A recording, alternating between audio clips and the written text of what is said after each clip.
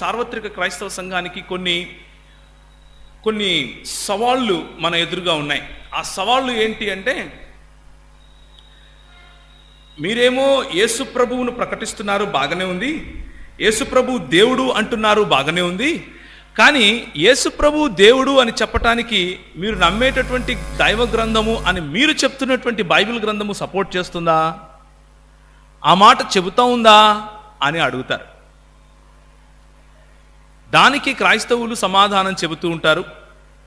గత కొన్ని వేల సంవత్సరాలుగా ఆ మాటలు చెబుతూనే వస్తున్నారు. అయితే ఇంకొన్ని సమస్యలు కూడా ఉన్నాయి క్రైస్తవులకు. ఏంటంటే, और कुछ समस्याएं भी हैं. क्या है वो? యేసు ప్రభు సిలువలో మరణించాడు, సిలువపై మరణించాడు అని బైబిల్ గ్రంథం చెబుతున్నట్లుగా మీరు ప్రకటిస్తున్నారు. సువార్త సభలు పెడుతున్నారు. అందులో యేసు ప్రభు నీ పాపం కోసం, నా పాపం కోసం చనిపోయాడు అని చెబుతున్నారు. అది ఎంత మాత్రం సత్యం అని ప్రశ్నిస్తారు. आप सब कहते हैं कि यीशु मसीह सलीब पर वो उनका मौत हो गया और तीसरे दिन जी उठे. कैसे मालूम आपको? बाइबल कहती है नहीं मरा. द बाइबल सेज, బైబిల్ అంటుంది ఆయన చనిపోలేదు. లేకపోతే బైబిల్ తర్వాత వచ్చినటువంటి ఇంకొక దైవ గ్రంథంగా చెప్పుకునేటటువంటి ఇంకొక పుస్తకము ఆయన చనిపోలేదు అని చెబుతా ఉంది. అలాంటప్పుడు ఆయన చనిపోయాడు అని ఎలా మీరు అంటున్నారు అన్న ప్రశ్న. ఇలాంటి ప్రశ్నలు వేస్తూ క్రైస్తవులను మభ్యపెట్టే ప్రయత్నం చేస్తూ ఉంటారు కొంతమంది. క్రైస్తవులు ఇలాంటి ప్రశ్నలకు సమాధానం చెప్పాలి అని చెప్పి వారిని కార్నర్ చేసే ప్రయత్నం చేస్తూ ఉంటారు.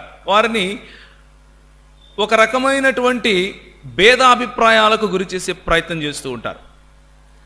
అది సంఘంలోనూ, సంఘం బయట కూడా జరుగుతూ ఉంది. మీడియాలో చూస్తే మీరు BBC చూసినా, లేకపోతే కొన్ని డాక్యుమెంటరీ సినిమాలు చిన్న చిన్నవి చూస్తే యేసు ప్రభు చనిపోయినట్లుగా చెప్పగలం, చనిపోనట్లుగా కూడా చెప్పగలం అంటూ కూడా కొంతమంది మాట్లాడే ప్రయత్నం చేస్తూ ఉంటారు.